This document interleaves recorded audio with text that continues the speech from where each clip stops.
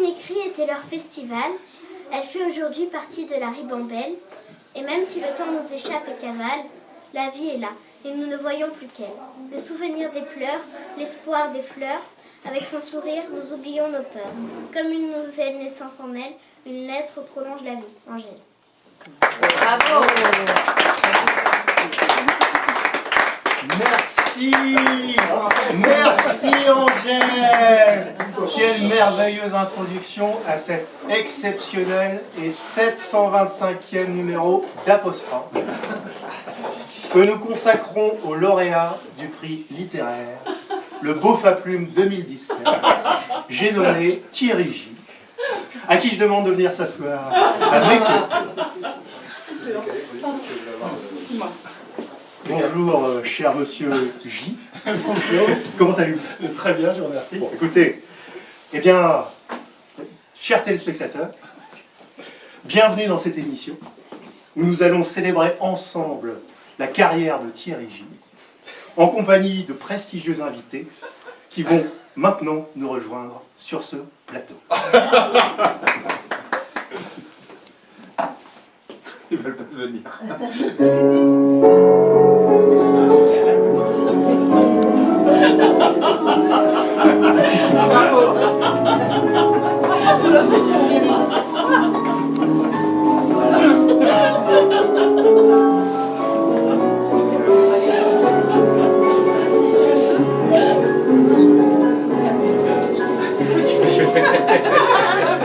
C'est un petit plateau, hein. C'est une chaîne publique. Ça doit être une chaîne publique. Hein. Ah bonjour mesdames. Bonjour. Vous avez absolument tenu à être présentes aujourd'hui. Alors je vous invite à nous expliquer pourquoi en quelques mots. Simone de Beauvoir. De Beauvoisine. Pardonnez-moi. Simone de Beauvoisine, bonjour. Bernard, qui vous appelle Bernard. J'ai absolument voulu être là à cette émission parce que je voulais absolument rencontrer Thierry J. Même Jean-Paul a dû faire marcher tous ses réseaux pour être là à cette émission. Je voulais absolument rencontrer Thierry J. Car pour moi, Thierry J, c'est l'auteur qui murmure à l'oreille des femmes. Je dirais même plus, qui parle au corps des femmes. Et quand j'ai lu les écrits de Thierry J, je me suis dit, moi, l'experte en conditions féminines, j'ai pensé, et j'ose le dire à la France entière, je pense que Thierry J a été une femme.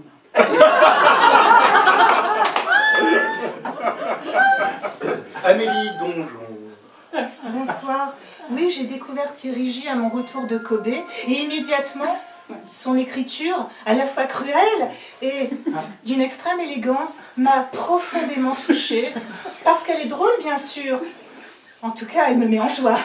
Mais surtout parce qu'elle donne à voir les tréfonds de son être. Un philosophe, parfois déguisé en gueux. Françoise Gargan. Thierry J, c'est tellement tout ce que je ne suis pas.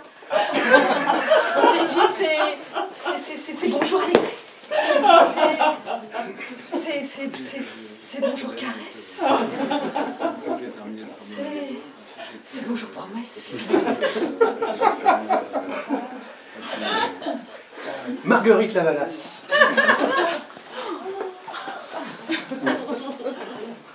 C'est-à-dire que Thierry J est un ravissement. Au commencement, je n'avais pas vraiment d'avis, sauf que j'étais assez étonnée par tout cet attirail. Je savais que le lire m'apporterait le plaisir et je sens. Je sais ces choses-là. Thierry J est coupable. Forcément coupable. Merci. Virginie des Côtes de Bon Secours. Ouais, j'ai connu Thierry pendant nos années étudiantes. Tu te rappelles Thierry de Vernon à je sais plus Aix. Non, Rouen. J'ai tout de suite senti ce jet très puissant de son écriture et le potentiel ce potentiel de sa plume aiguisée en moi.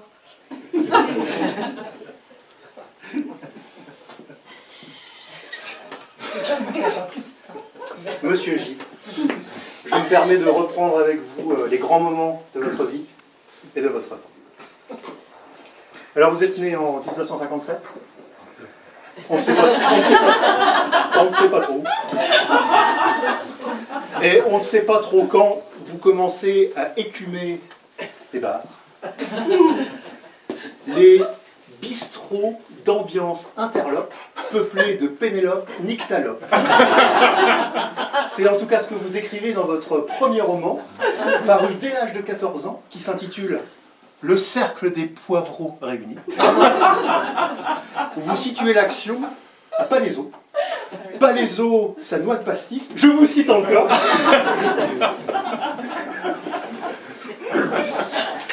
Et dans cet ouvrage, vous dépeignez des personnages hauts en couleur, des compagnons de boisson, par exemple Poum, Dédé la Agapette. Et en réalité, ces personnages ont-ils vraiment existé? Dites-nous. Ah oui, je n'ai absolument rien inventé parce que je n'ai pas d'imagination. Donc je ne fais que reprendre des éléments de ma vie que je mets dans un livre. Voilà. Alors vous entrez à l'institution Sainte-Anne. Là, vous jouissez pleinement de projets pédagogiques innovants. J'ai surtout joui. Avant ça. De ce que j'ai pu lire sur ces projets très innovants, le lycéen était au centre de la pédagogie. Tout lui était permis, rien ne devait endiguer sa créativité. Alors les murs de l'établissement ne sont plus des frontières, on ne surveille rien. Et ça vous convient, ça vous convient vraiment bien. Alors, vous allez, vous venez avec mon train et rien ne vous retient. Rien. Alors, notre reporter Nathalie Delacrotte a retrouvé deux de vos camarades de l'époque. Souhaiteriez-vous les entendre? Volontiers. Alors, Magnéto, Serge. Bonjour mesdames. Vous avez fréquenté la très libre institution Sainte-Anne dans les années 70. Et sous couvert d'anonymat, bien sûr, votre voix sera déformée au montage.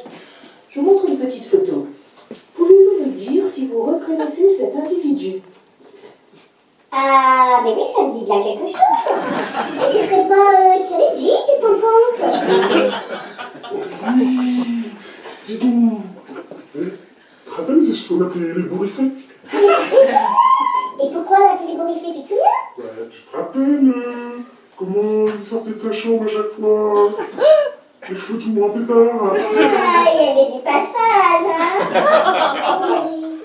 Tu étais à la chambre? Non, et toi? Pourtant, il était pas regardant sur la marchandise, hein. Avec les deux salles de campus, à pas y avoir eu droit. Merci mesdames, merci pour ce témoignage, merci. Alors, vous côtoyez les notables locaux, dont les mœurs vous inspirent un essai intitulé « Une étude de la cravate chez les notaires de province ». Cet ouvrage vous a marqué, Françoise Gargan? Tout à fait. Cette lecture est puissante. D'ailleurs, il semble qu'il soit épuisé. Nous avons demandé à Claire Trick de retrouver l'un de ses notables. Magnéto, Serge.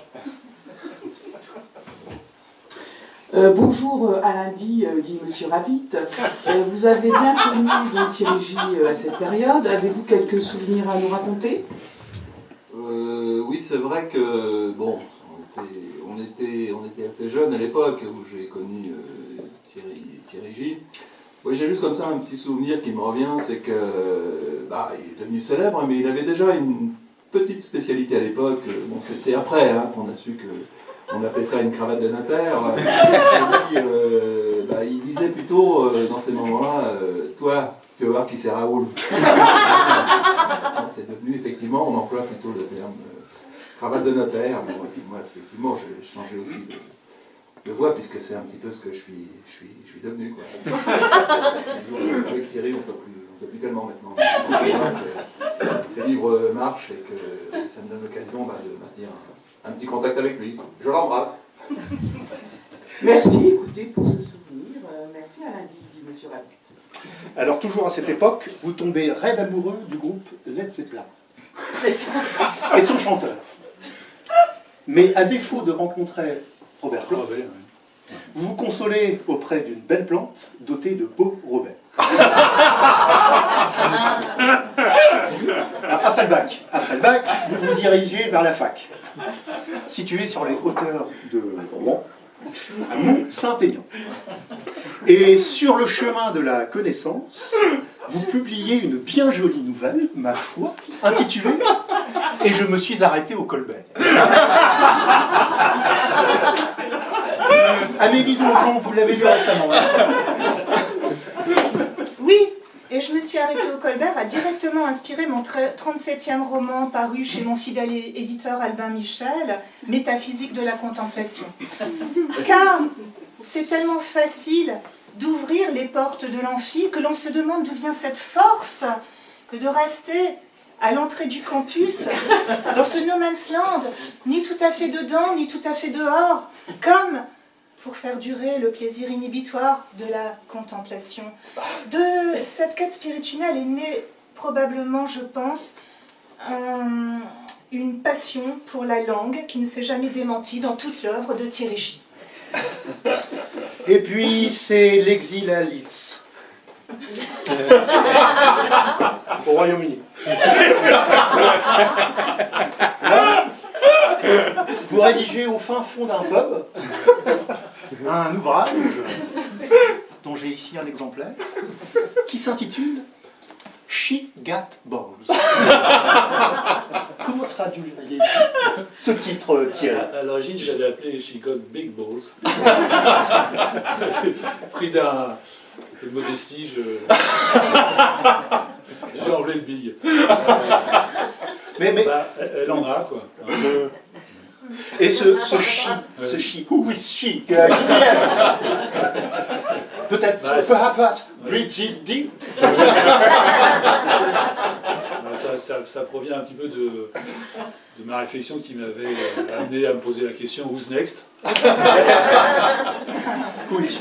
Et ensuite, oui, bien évidemment, logique, j'en étais arrivé à Wish. Alors écoutez, le succès de She Got Balls est fulgurant et fait de vous une bête traquée par les paparazzi et les tabloïds anglais. Alors vous revenez en Europe. You are back in Europe. Vous vous dites alors perdu, sans repère.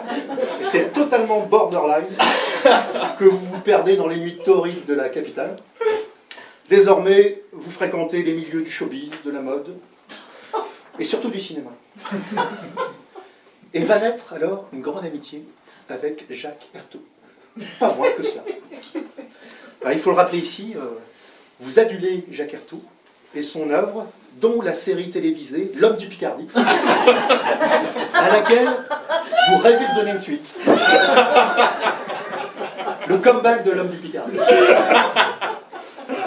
Mais c'est une entreprise folle, trop ambitieuse, peut-être, et qui ne rencontrera jamais son public. Le problème, c'est que la péniche avait coulé.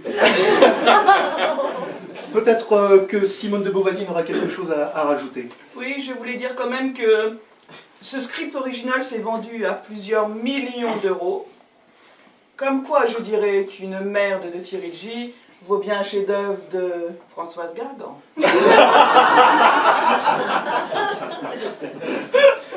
Alors après Jacques Ertaud, vous revenez à la littérature et à Franz Kafka. Plus particulièrement, vous êtes profondément touché par la lecture du Château. Et c'est avec un enthousiasme orgasmique que, pour retrouver l'atmosphère du livre, vous intégrez la fonction publique. Alors, astucieux, opportun, vous rédigez alors un recueil de circulaires les circulaires, les TJ-25-2. Alors pour les non-techniciens, je précise, le TJ non 25-2, ce sont des circulaires, alors je prends les fiches, qui donnent tous les éléments de procédure indispensables au classement des dossiers sans suite, en fonction de la hauteur sous plafond, de la surface de la pièce et du nombre de fenêtres qui éclairent les fonctionnaires des services compétents. Ce recueil est salué au Congrès des assureurs de Niort en 1990.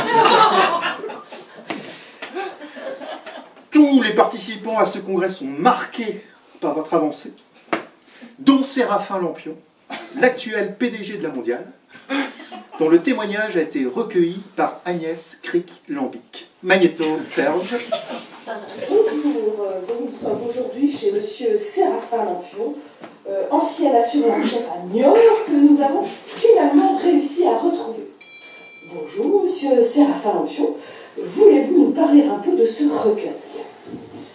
Vous savez que ce sulfureux ouvrage a été interdit aux États-Unis. C'est quand même incroyable. Et il faut bien savoir que ce recueil a bouleversé ma vie, à tel point que je me suis retiré du monde de l'assurance. Et voulez-vous bien me dire ce que vous faites maintenant? Oh oui, avec plaisir. Je me suis retiré au Tilon Vexin, où j'écris des poèmes bio. Et si vous voulez, je peux vous lire un extrait de mon dernier poème. Bio. Séraphin Lampion, malheureusement, le temps nous manque.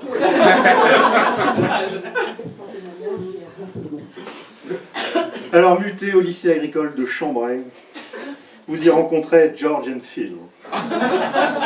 Deux losers magnifiques, versés dans le rock paysan. Avec vos nouveaux amis, vous réalisez un CD concept. Du prépuce à la prostate, toute une vie. Vous l'avez écouté avec attention, Virginie des Côtes de Bon Secours et d'Ermenon. Oui, j'ai particulièrement apprécié le titre Le rock à Rocco. On parlait tout à l'heure. Ça part tout doucement, puis le rythme s'accélère, et ça va de plus en plus vite, et c'est l'apothéose. Le succès est en rendez-vous. Vous êtes enfin libéré de vos complexes et publiez un sublime recueil de poésie au titre évocateur. Ma vieille suceuse d'occasion.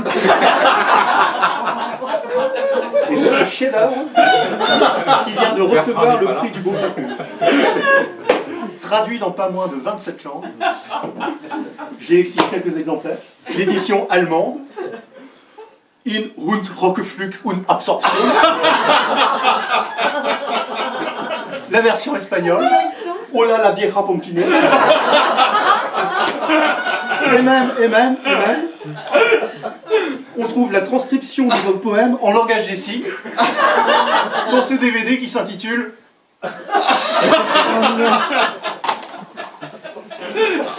Alors je dirais que cet ouvrage couronne une écriture libre et libertine, dure et tendre à la fois.